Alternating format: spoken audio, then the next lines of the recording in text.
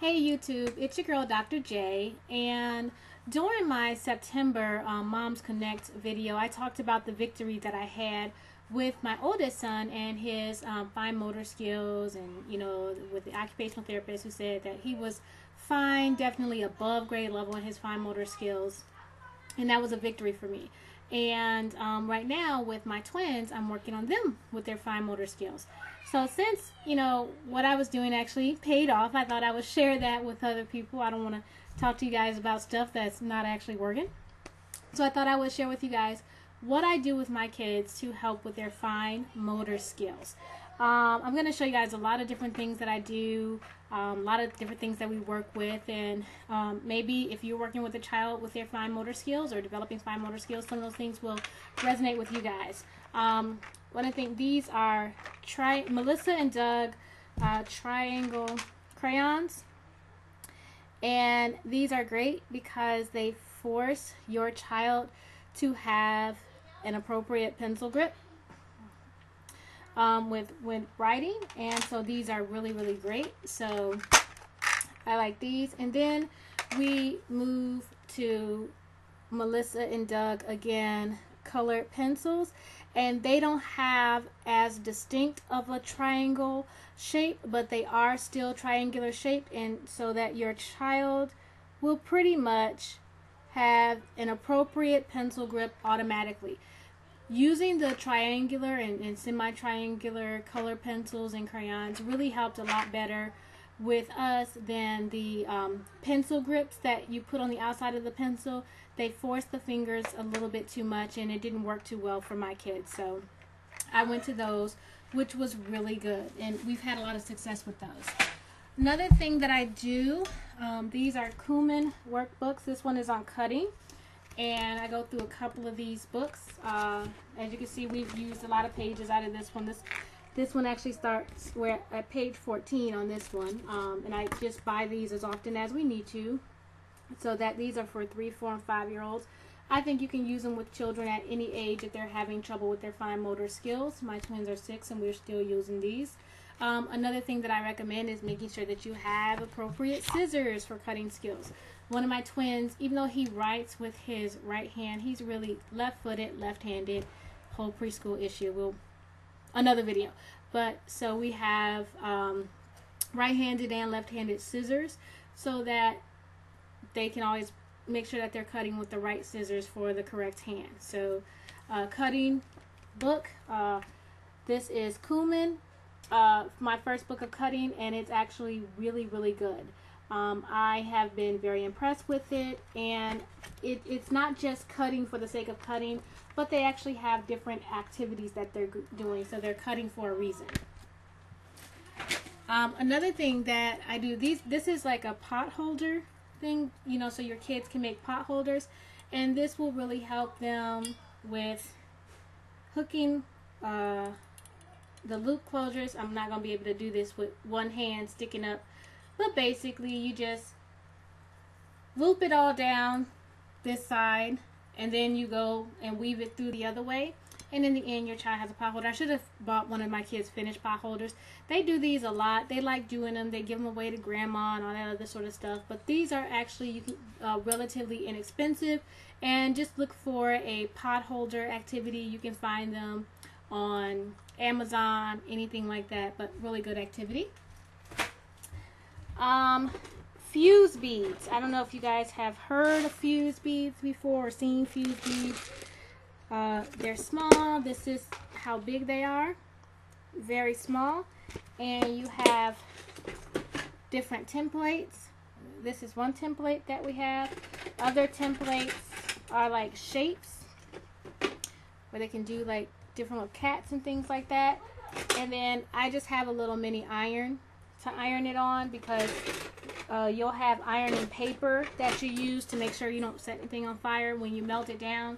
But this is my little fuse bead box that I have for my kids, and you buy the fuse beads by like the thousands, and they're not really expensive. You can get these off of Amazon. You can get them Hobby Lobby, anything like that. I think I picked up the little mini iron. I think I got this at Walmart or something like that. You can generally get these for less than $10. Or you can use a regular size iron. I just like to have everything in there together. That's why I got the little mini iron. But you can do fuse beads even with the regular iron. And kids generally like the little creations that they make with those sort of kits. Another thing that's really helping my daughter is origami. And so this is a easy origami book that she has been able to follow quite well. Like she was able to do the cat and the dog on her own with very little help from me. It is easy origami, and I made sure to buy origami paper. So this was just a 100 piece bag of origami paper. She's been going through this. I also got this kind of shiny origami paper that she'll use next. But as she gets better at it, it's going to be good. But it's really just her working her fine motor skills. Another thing, I recommend sand. I got this off of Discount School Supply, but you can find just craft sand at Hobby Lobby. You can buy it off of Amazon, but just real good for having your kids go in there and play with the sand a lot. And finger paint, washable finger paint. Whatever you do, if you love your sanity and your home and all that is precious in the world, get washable finger paint. Another thing that I got that the kids are just starting, it is how to make balloon animals. And this book I got because it was kids showing other kids how to make balloon animals. And I got a big bag of balloon animals. And you want to make sure that you get animal shape making balloons for it. You want to make sure you get the right balloons. So you can't just get any of the balloons. But I got these balloons, and we also have a little pump to use as well. But that really helps with fine motor skills. This is a really neat set that I picked up, and it's a QWERTY, and this kit is a lacing kit, so they can do different lacing structures on it, and it comes with the lace that your child will weave through with these tools. But again, and then they're going to be able to, it has different boards for them to follow. It's kind of like tangrams, but with lacing. So this would be a dog and a train that they'll do, and they just weave those different patterns on this board. So that was a fun thing. I have a kit, and this is a fine motor skills kit that actually you get from Super Duper Publications, and it is something that a lot of occupational therapists use. So it'll have these little things like that, like play a flute, and they'll do that with their fingers. And then on the back, it'll be an activity for them to do with a dry erase marker. So, this one is raise and lower the bridge, and then on the other side, color the dots and trace the caterpillar. So this one, finger snapping, and then on the back side they trace it, and you use it with a dry erase marker so you can continually use the same cards over and over again. These are different kits that they will do. I think I got these kits from Oriental Trading, but this is like making a lion, and the thing that I love about this kit is every single thing that you need is in it. So it has the thread that you need, it has the plastic needle. That is really important because it is a plastic needle. You can use this with any child that can follow simple directions. So it doesn't matter, even if they're just 2 years old, as long as they won't eat the eyeballs that come with it, then your child can do this. So it's really neat. It's a very simple activity, but it's getting them to use those fine motor skills. Etch-a-Sketch. This is a little mini Etch-a-Sketch, and to do a good picture you have to manipulate both sides at the same time if you want to do curves and things like that. This is great. They can also use it in the car or anything like that, so that's really neat.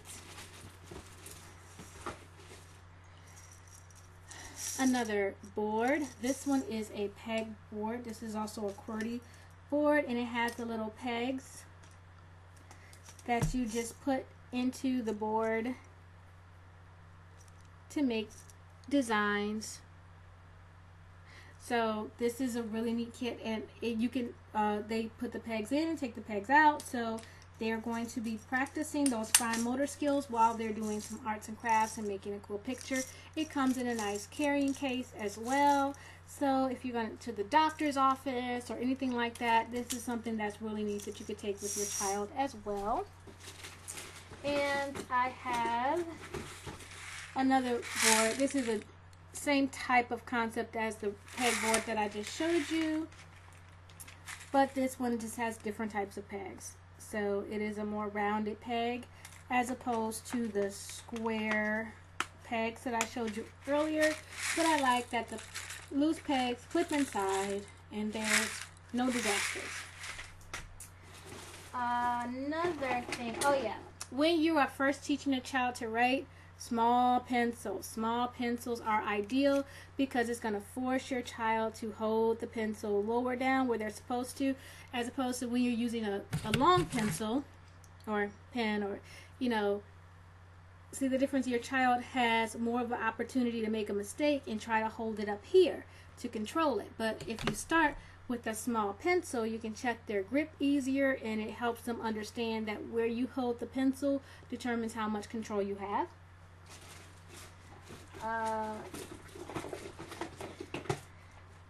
I got some exercises to do with these, and we have, like, these are just the little clothesline clips, and I have them in different sizes. So I showed you guys a really big size, and then as they get better with their fine motor skills, we go down to the really, really small size.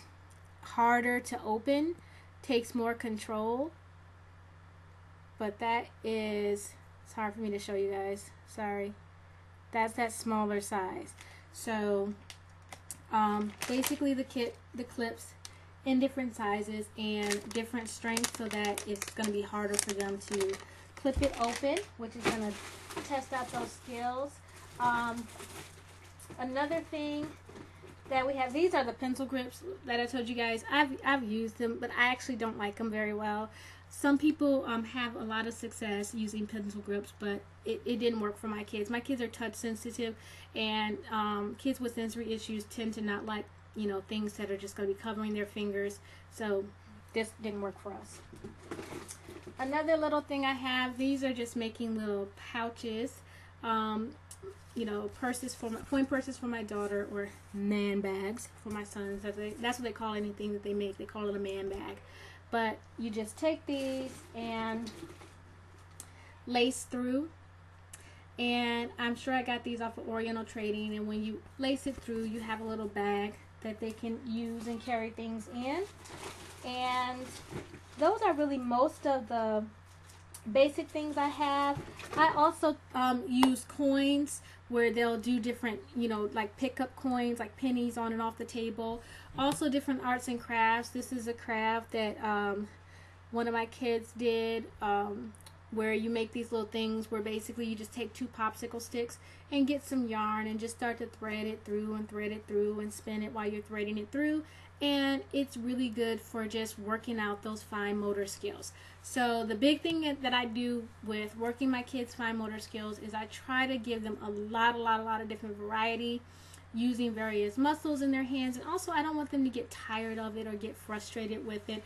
I don't want it to feel like therapy. I want it to be fun and exciting, and it just feel like they're doing something fun, and they're still getting that good exercise with it. I don't require my kids to do a whole lot of writing. I just think they're too young to do a whole lot of writing, but they're going to be expected to know how to write, and so those fine motor skills really need to be there. So the way that I balance that out is to have all these other sort of things that we do, along with very, very little writing, especially in the early years. But if I neglected to do these other things, because we do so little writing, they would be really, really far behind. So we try to balance it up. Hopefully this helped give you some ideas of how you can work fine motor skills with your young children, or even your older child. If you see you have an older child and their pencil grip isn't all that great, or they're having trouble with some fine motor skills, hopefully some of those things will be helpful to you guys. Hope this helps. This is Dr. J, and I'm out. Bye-bye.